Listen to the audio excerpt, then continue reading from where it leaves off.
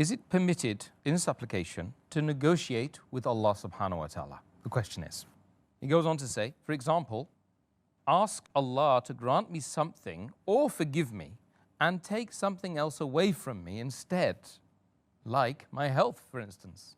When we supplicate to Allah subhanahu wa ta'ala, we have to remember that Allah subhanahu wa ta'ala's mercy is beyond limits. His mercy, His grace. We cannot limit the mercy of Allah subhanahu wa ta'ala. We cannot try and negotiate. Or neither can we ask Allah subhanahu wa ta'ala to hasten the punishment, or that you give me this good thing and take this away, as we are negotiating. We should realize that Allah subhanahu wa ta'ala is the most bountiful and most merciful. And Allah says in the Quran, in Surah Ghafir, chapter number 40, verse number 60, you ask me and I will answer your prayer. Allah further says in Surah Nisa, chapter 4, verse number 147, that what will Allah gain by a punishment if you believe and if you're grateful?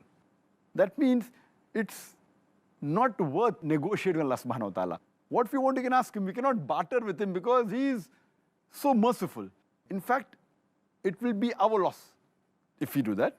And that reminds me of hadith of Sahih Muslim, volume 4, book of Dhikr, hadith number 6501, that once Muhammad sallallahu alaihi wasallam, he goes to one of the Muslims who is sick, and he goes to see him, and the person is very sick.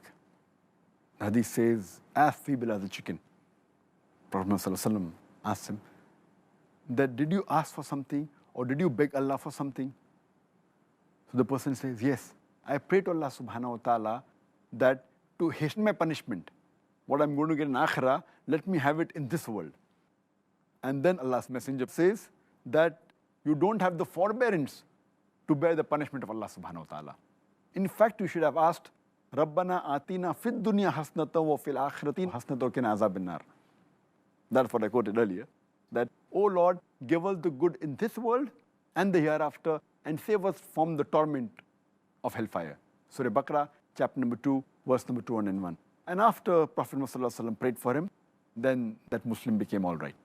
So we should always realize that the bounty of Allah subhanahu wa ta'ala is beyond limits. So whatever may be our sin, whatever may be the sin we have committed, we can always seek Allah's forgiveness, and He is most of forgiving, most merciful.